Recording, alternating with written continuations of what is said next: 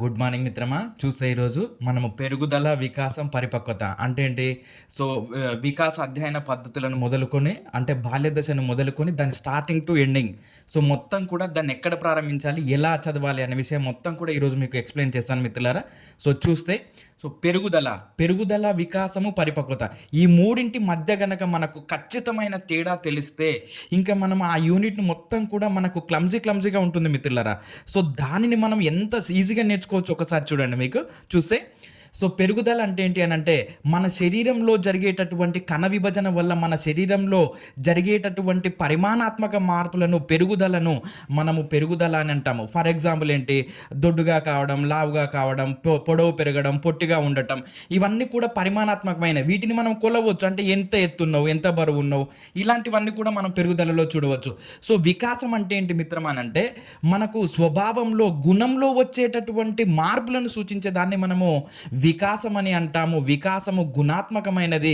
వికాసం అనేది జీవితాంతం కొనసాగుతుంది. వీటికి మధ్యన తేడా తెలిస్తేనే అర్థమవుతుంది మిత్రులారా. సో, పెరుగుదల అంటేనేమో పరిమాణాత్మకమైనటువంటి మార్పులను సూచిస్తుంది. పొడవు, ఎత్తు ఇవన్నీ.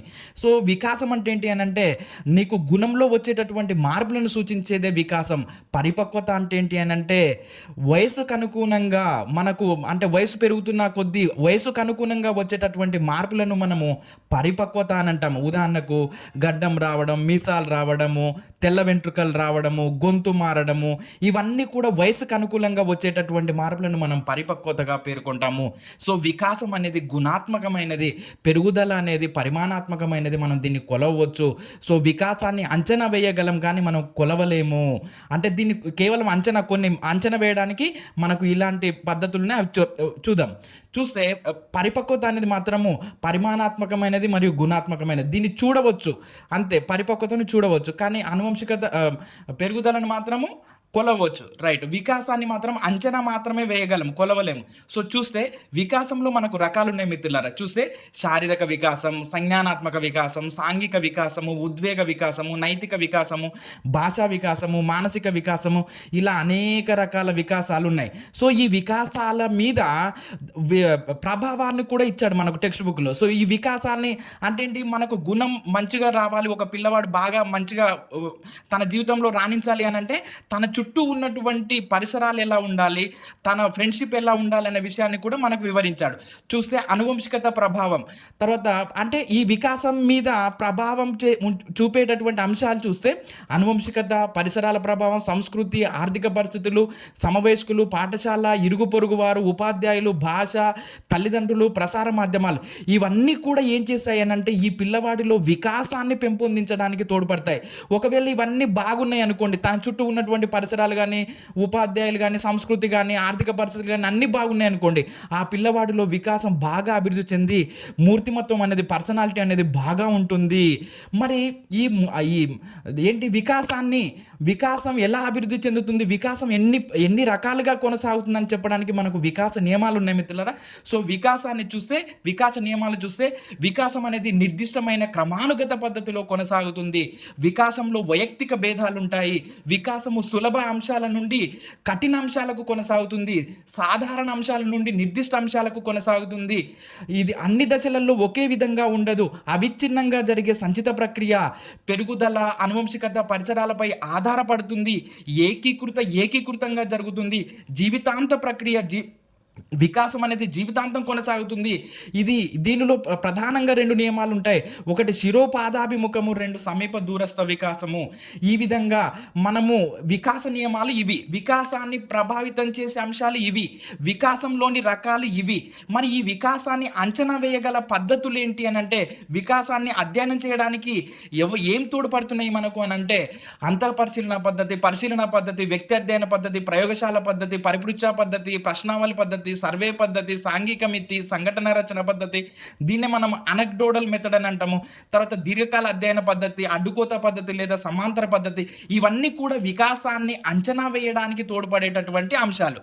సో, ఒకవేళ ఇవన్నీ కూడా బాగలేవనుకోండి, ఆ పిల్లవాడి చుట్టూ ఉన్నటువంటి సమవయస్కులు కానీ, ఇరుగు పొరుగు కానీ, భాష కానీ, ఇదంతా బాగలేదనుకోండి, వాడిలో కలిగేటటువంటి అంశాలు ఏంటి అని అంటే, వాడిలో వచ్చేటటువంటి మార్పులు ఏంటి అని అంటే ఒత్తిడి వస్తుంది, సంఘర్షణ కలుగుతుంది, ఆత్మభావన ఆలోచనలు వేరువేరుగా ఉంటాయి. సర్దుబాటు చేసుకోలేడు. విషమయోజనం కలుగుతుంది. కుంటనం కలుగుతుంది. ఒత్తిడి ఇవన్నీ. అంటే వికాసం ఏంటి? వాని చుట్టూ ఉన్నటువంటి అంశాలన్నీ కూడా ఆ పిల్లవాడి చుట్టూ ఉన్నటువంటి అంశాలన్నీ కూడా బాగా ఉంటే మంచిగుంటుంది. మూర్తిమత్వం బాగా వికాసం బాగా అభివృద్ధి చెందుతుంది. ఒకవేళ వాడి చుట్టూ ఉన్నటువంటి పరిసరాలు గాని ఇవన్నీ బాలేవనుకోండి ఇవన్నీ కలుగుతాయి. సో వీటిని నివారించుకోవడం కోసమే మనకొచ్చినటువంటివి ఏంటి అనంటే రక్షక తంత్రాలు. వాటిని అంటే వికాసం పిల్లవాడి చుట్టూ ఉన్నటువంటి పరిసరాలు బాగా లేనప్పుడు వాటిలో కలిగేటటువంటి ఒత్తిడిని కానీ బాధని కానీ నివారించుకోవడం కోసము వచ్చేవినవే రక్షక తంత్రాలు. సో ఆ పరిస్థితుల నుండి బయటపడటానికి తోడ్పడేవే రక్షక తంత్రాలు చూస్తే U2 V2 S2 P5 ABD NTH U2 V2 S2 P5 ABD NTH సింపుల్గా గుర్తుపెట్టుకోవడానికి ప్రయత్నం చేయండి మిత్రులారా. సో చూస్తే U2 ఉదాత్తీకరణ ఉపసంహరణ, V2 విస్థాపనం వ్యక్తీకరణ, S2 స్వైరకల్పన సానుభూతి, P5 ప్రక్షేపణం ప్రతిగమనం ప్రాయచిత్తము ప్రతిచర్యాకృతి పరిహారము, A ఫర్ అంతర్లీనం, B ఫర్ బౌద్ధికీకరణ, D ఫర్ దమనము, N ఫర్ నిరాకరణ, T ఫర్ తాదాత్మీకరణం, H ఫర్ ఎత్తికీకరణ. సో చూస్తే మనకేంటి అని అంటే ఈ రక్షక తంత్రాలలోకి ఒక్కొక్కటి వెళ్ళి చూద్దాం. సో ఉదాత్తీకరణ అంటే ఏంటంటే ఉదాత్తీకరణ అనగా సంఘం ఆమోదించే విధంగా మాట్లాడటాన్ని మనము ఉదాత్తీకరణ అని అంటాము. ఉదాహరణకు ఒక వ్యక్తి ఒక అమ్మాయిని ప్రేమించాడు. సో ఆ ప్రేమ విఫలమైంది. ఏంటి ఆ అమ్మాయి ఎక్కడ ఉన్నా కూడా బాగా ఉండాలని కోరుకోవడం, ఆ అమ్మాయికి సంబంధించినటువంటి జ్ఞాపకాలన్నింటిని కూడా పెయింట్ చేయడం గోడల మీద. అంటే సంఘం ఆమోదించే విధంగా చెప్తే దాన్ని తనలోని బాధను, కోపాన్ని, ఒత్తిడిని కవితల రూపంలో, వ్యాసాల రూపంలో, పాటల రూపంలో చెప్తే దాన్ని మనము ఉదాత్తీకరణ, సంఘం ఆమోదించే విధంగా చెప్తే దాన్ని మనం ఉదాత్తీకరణ లేదా ఉదాత్తీకరణ అని అంటాము. తర్వాత మరి ఉపసంహరణ అంటే ఏంటి అని అంటే ఏదైనా ఒక పని నుండి గెలవలేమనే భయంతో ముందుగానే వైదొలగడాన్ని మనము ఉపసంహరణ అని అంటాము. చూడండి ఒకసారి ఒక పిల్లవాడు బాగా చదివినప్పటికీ కూడా వామ్మో ఎగ్జామ్లో ఫెయిల్ అయితే మా డాడీ బాదుతాడు, నన్ను కొడతాడు అనేటటువంటి భయంతో తప్పించుకున్నాడు అనుకోండి. సో ఎగ్జామ్కి అటెండ్ కాలేదనుకోండి, అది ఉపసంహరణ. సో ఈ విధంగా మనము ఉదాత్తీకరణ, ఉపసంహరణ.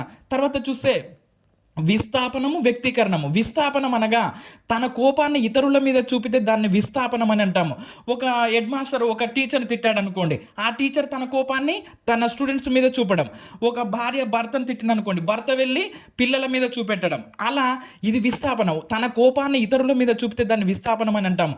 వ్యక్తీకరణ అంటే ఏంటి అని అంటే తనలో ఉన్నటువంటి బాధను, ఒత్తిడిని, ఉద్వేగాన్ని ఒకేసారి బయటికి వ్యక్తీకరిస్తే దానిని వ్యక్తీకరణ అని అంటాం. దీనికి పర్ఫెక్ట్ ఎగ్జాంపుల్ ఏంటంటే మిత్రులారా, కొత్త బంగారు లోకం సినిమాలో సిద్ధార్థ, డాడీ మీరే చేశారు డాడీ, ఇప్పటి వరకు నేను ఒక షర్ట్ కూడా సొంతంగా కొనుక్కోలేకపోయాను డాడీ, అన్నీ మీరే చేస్తున్నారు డాడీ అని తన కోపాన్ని ఒకేసారి వ్యక్తీకరించడం. అంటే తనలో ఉన్నటువంటి బాధనంతా కూడా ఒకటేసారి బయటికి చెప్తే దాన్ని మనము వ్యక్తీకరణ అని అంటాము. అదేవిధంగా S2లో చూస్తే స్వైరకల్పన సానుభూతి. స్వైరకల్పన అంటే ఏంటి అని అంటే గాలిలో మేడలు కట్టడం. అంటే తాను పొందలేనటువంటి దానిని కూడా పొందినట్టుగా భావించుకోవడం. ఉదాహరణకు చూడండి, నేను ప్రధానమంత్రితో కలిసి ఫోటో దిగినట్టు, లేకపోతే నేను ద్రౌపది ముర్ము గారితో కలిసి ఫ్లైట్లో వెళ్ళినట్టు. సో ఇవన్నీ అంటే ఏంటి? స్వైరకల్పన. గాలిలో మేడలు కడితే దాన్ని మనము స్వైరకల్పన అని అంటాం. సానుభూతి అనగా ఇతరుల నుండి ప్రేమ, జాలి పొందడం.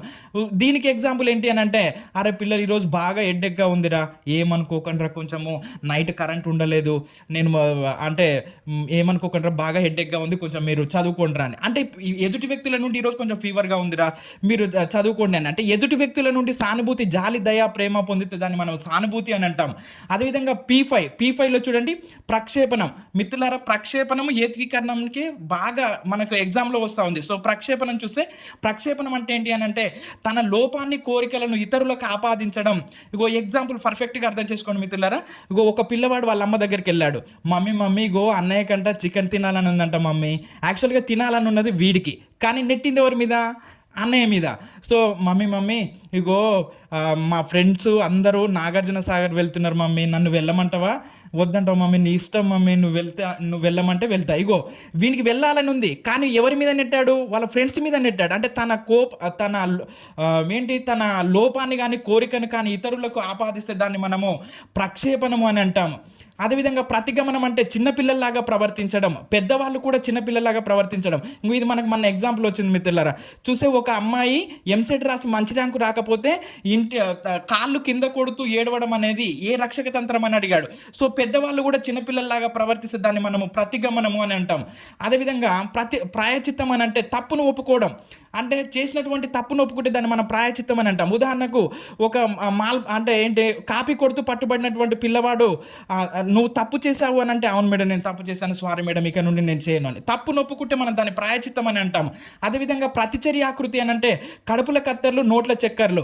అంటే ఏంటి లోపల కోపం ఉన్నప్పటికీ కూడా ఒక వ్యక్తి మీద బయటికి తీపిగా మాట్లాడితే దాన్ని మనం ప్రతిచర్యాకృతి అని అంటాం. అంటే ఏంటి ఆ వ్యక్తి మీద తనకు లోపల ఒక భిన్నమైన అభిప్రాయం ఉంటుంది, వ్యతిరేకమైన అభిప్రాయం ఉంటుంది, కానీ బయటికి మీరు చాలా బాగుంటారు, మీరు చాలా మంచిగా ఉంటారు అని చెప్పడం. అంటే తనకి ఇష్టం లేకపోయినప్పటికీ కూడా ఇప్పుడు ఫర్ ఎగ్జాంపుల్ చూస్తే ఒక ఆడపడిచి ఇంటికి వచ్చింది అనుకోండి. ఆడపడిచి ఇంటికి వచ్చినప్పుడు యాక్చువల్గా ఇంట్లో ఉన్న కోడలికి ఇష్టం లేదు, కానీ నువ్వు కట్టుకున్న చీర చాలా బాగుంది, అసలు ఏడకొన్నావు అని అంటే ఏంటి ఇష్టం లేకున్నా కూడా భిన్నమైన వైఖరిని ప్రకటిస్తే మనం దాన్ని ప్రతిచర్య ఆకృతి అని అంటాం. అదేవిధంగా పరిహారం, ఒక రంగంలో రాణించలేకపోయినా మరొక రంగంలో రాణిస్తే మనం దాన్ని పరిహారం అని అంటాం. ఇంకో సచిన్ టెండూల్కర్ చదువులో రాణించలేకపోయినా ఆటలో రాణించాడు, మహేంద్ర సింగ్ ధోని చదువులో రాణించలేకపోయినా ఆటలో రాణించాడు, పివి సింధు, వీళ్ళందరూ కూడా ఒక రంగంలో రాణించలేకపోయినా మరొక రంగంలో రాణించే దాన్ని మనం పరిహారం అని అంటాము. అదేవిధంగా అంతర్లీనము, అంతర్లీనం, తన వైఖరికి భిన్నంగా ఉన్నప్పటికీ కూడా ఇతరుల వైఖరితో ఏకీభవించడం. దీనికి పర్ఫెక్ట్ ఎగ్జాంపుల్ ఏంటంటే మిత్రులారా, ఒక అమ్మాయి వాళ్ళ ఇంట్లో పూర్తిగా నాన్ వెజిటేరియన్, అంటే బాగా మాంసాహారులు, కానీ పెళ్ళి అయిన తర్వాత అత్తగారింటికి వెళ్ళిన తర్వాత అక్కడ ఏంటి అని అంటే అందరూ కూడా శాకాహారులే. అంటే యాక్చువల్గా ఈ అమ్మాయికి ఏంటి మాంసాహారం అంటే చాలా ఇష్టం, తన లోపలేముంది మాంసాహారం తినాలనే కోరిక, కానీ ఏంటి ఇంకా అందరు వీళ్ళు తిననప్పుడు మనం తింటే బాగుండదు అని చెప్పేసి వాళ్ళతో ఏకీభవించడం. అంటే తనకు భిన్నమైన వైఖరి ఉన్నప్పటికీ కూడా ఇతరుల వైఖరితో ఏకీభవిస్తే దాన్ని మనము అంతర్లీనము అని అంటాము. భౌతికీకరణ అనగా బాధ, ఒత్తిడి, భయాన్ని భౌతిక నిర్వచనాలతో ముడిపెట్టి చెప్పడం, తనలో ఉన్నటువంటి బాధను అంటే భౌతిక నిర్వచనాలతో ముడిపెట్టి చెప్పడం. ఉదాహరణకు చూడండి మిత్రులారా, ఎలా అనంటే మన సుభాష్ చంద్రబోసు కనుక లేకపోతే మనకు స్వాతంత్రం వచ్చేదే కాదు. గాంధీజీ కానీ డాక్టర్ బిఆర్ అంబేద్కర్ దళితుల కోసం కానీ పోరాడాడు, మహానుభావులయ్యే వాళ్ళు, అందుకే వాళ్ళు ఈరోజు చరిత్రలో నిలిచిపోయారు, వాళ్ళు అమరజీవులయ్యే, వాళ్ళకి ఎప్పుడు మరణం లేదు అని. అంటే ఏంటి వాళ్ళ యొక్క గొప్పతనాన్ని భౌతిక నిర్వచనాలలో ముడిపెట్టి చెప్తే దాన్ని మనము భౌతికీకరణ అని అంటాము. అదేవిధంగా దమనం అని అంటే ఏంటి అని అంటే కావాలని మర్చిపోతే దాన్ని దమనము అని అంటారు. ఒక ఉదాహరణకు ఒక వ్యక్తికి తన జీవితంలో జరిగినటువంటి అవమానాన్ని, అనుమానాలని ఇవన్నీ కూడా కావాలని మర్చిపోతే దాన్ని మనం ఏమంటామనంటే దమనము అని అంటాము. అదేవిధంగా నిరాకరణ అంటే తప్పును ఒప్పుకోకపోవడం. తప్పును ఒప్పుకుంటేనేమో ప్రాయచిత్తం, ఒప్పుకోకపోతేనేమో నిరాకరణ. అంటే కాపీ కొడుతూ పట్టుబడినటువంటి పిల్లవాడు నేను తప్పు చేయలేదు మేడం, అసలు నేను తప్పు చేయలేదు మేడం అని బుకాయించడం, దమాయించడం, ఇవన్నీ కూడా మనం ఏమంటామనంటే నిరాకరణ అని అంటాం. సో తాదాత్మీకరణ అంటే ఏంటి అని అంటే కోరిక తీరని వ్యక్తి అదే కోరిక తీరిన వ్యక్తిలో తనని తాను చూసుకొని ఆనందపడటం. ఒక తండ్రి లేకపోతే ఒక తల్లి తాను డాక్టర్ కాలేకపోయింది, తన బిడ్డను డాక్టర్ను చేసి ఆమెలో తనని చూసుకొని ఆనందపడటం. ఇగో నా బిడ్డే, ఇగో అంటే ఏంటి తన బిడ్డ గురించి గొప్పలు చెప్పుకుంటూ ఆనందపడటం. అదేవిధంగా ఒక క్రికెట్ మ్యాచ్లో మన ఇండియా గెలిచింది. సో ఇండియా ఆడింది యాక్చువల్గా అక్కడ క్రికెట్ ఆటగాళ్ళు 11 మంది, కానీ మనమందరం బయటికి వెళ్ళి టపాకాయలు కాల్చడం, ఆనందపడటం, సంబరాలు జరుపుకోవడం అనేది అంతా కూడా ఏంటి అని అంటే తాదాత్మీకరణం. మనం ఆట ఆడలేదు, కానీ వాళ్ళను మనలో చూసుకొని మనం ఆనందపడతా ఉన్నాం, మా ఇండియా గెలిచింది, మా భారతదేశం కప్పు సాధించింది అని. సో అది తాదాత్మీకరణం. సో ఏతికీకరణం అంటే ఏంటి అని అంటే ఏదైనా ఒక పనిని విజయాన్ని సాధించలేకపోయినప్పుడు కారణాలు వెతికితే దాన్ని మనం ఏతికీకరణం అంటాం. సో మనం మేజర్గా గుర్తుపెట్టుకోవాల్సింది ఏంటంటే మిత్రులారా, ఏతికీకరణము ప్రక్షేపణానికి మధ్యనే తేడా. నేను ఒక పర్ఫెక్ట్ ఎగ్జాంపుల్ చెప్తాను చూడండి. ఏంటి అని అంటే ఒక యజమాని ఒక జీతగాడి దగ్గరికి వెళ్ళాడు. ఏంట్రా నిన్ను మార్నింగ్ పంపించాను, ఇప్పటి వరకు కూడా నువ్వు కనీసము నాగలి కట్టలేదు, కనీసం పొలము దున్నడానికి కూడా నువ్వు ముందడుగు వేయలేదు ఏంటి అని అంటే ఇంకో జీతగాడు చెప్తా ఉన్నాడు, అయ్యా నేను వచ్చాను కానీ ఎద్దులు నైట్ సరిగా తినలేదు కాబట్టి వీటికి గడ్డి మేయాలని నేను గడ్డి వేసి కూర్చున్నాను. యాక్చువల్గా చేతగానిది వీడికి, కానీ నెట్టింది దేని మీద? ఎద్దుల మీద. సో అది ప్రక్షేపణం. తన తన లోపాన్ని ఎద్దులకు నెట్టాడు. ఎద్దుల మీద నెట్టాడు. సో అది ప్రక్షేపణం. అలా కాకుండా కారణం ఏంటి అనంటే, అయ్యా నేను వచ్చాను కంపల్సరీ పని చేయడానికే వచ్చాను, కానీ ఇంగో ఇక్కడికొస్తే ఈ నాగలి సరిగా లేదు, అందుకని నేను ఏం చేయలేకపోయాను అని చెప్పడం. కారణం వేరు, ప్రక్షేపణం వేరు. ఇగో అక్కడ ఎద్దుల మీద నెట్టితే అది ప్రక్షేపణం, కారణాన్ని చూపిస్తే అది మనకు హేతుకీకరణం అవుతుంది. సో జాగ్రత్తగా చూడటానికి ప్రయత్నం చేయండి మిత్రులారా. మనకి ఎగ్జామ్లో ప్రక్షేపణం హేతుకీకరణం మీదనే వస్తుంది. అయితే వీటిని సైకాలజీని ఎప్పుడు నీకు అర్థమవుతుందంటే మిత్రులారా, చదివినటువంటి అంశము దానిని వీటికి అప్లై చేసుకోవాలి. చూడండి ఒకసారి చూస్తే విద్యార్థి, పాఠశాల, తల్లిదండ్రులు, ఉపాధ్యాయుడు, సమాజము, పుస్తకాలు వీటికి అన్వయం చేస్తేనే నీకు సైకాలజీ అర్థమవుతుంది. అప్పటి వరకు కూడా సైకాలజీ ఒక మిస్టరీగానే ఉంటుంది. మ్యాక్సిమం సైకాలజీని ఇంకో ఈ అంశాలకు దగ్గరికి తెచ్చుకోవడానికి ప్రయత్నం చేయండి మిత్రులారా. సో ఈ విధంగా అంటే మరి వికాసం బాగా ఉంటే మనకు ఉండేది, బాగా అభివృద్ధి చెందేది ఏంటి అని అంటే మూర్తిమత్వం అభివృద్ధి చెంది పర్సనాలిటీ. సో దానికి సంబంధించినటువంటి మొత్తం కూడా నోట్స్ ప్రిపేర్ చేశాను మిత్రులారా. సో అదేంటి మూర్తిమత్వం ఏంటి, దాని నియమాలు ఏంటి, దానిలో ఉన్నటువంటి సిద్ధాంతాలు ఏంటి, మొత్తం కూడా మీకు రేపటి వీడియోలో మరొక వీడియోలో ఇస్తాను మిత్రులారా. సో ఇవన్నీ మూర్తిమత్వాన్ని అంచనా వేసే పద్ధతులు ఇవన్నీ కూడా మిత్రులారా. ఒక్కటే మీకు చెప్పేది, మన యూట్యూబ్ ఛానల్ను సబ్స్క్రైబ్ చేసుకొని ఫాలో అవ్వండి మిత్రులారా. మీకు కంటెంట్ అంతా కూడా ఈజీ మెథడ్ అంతే.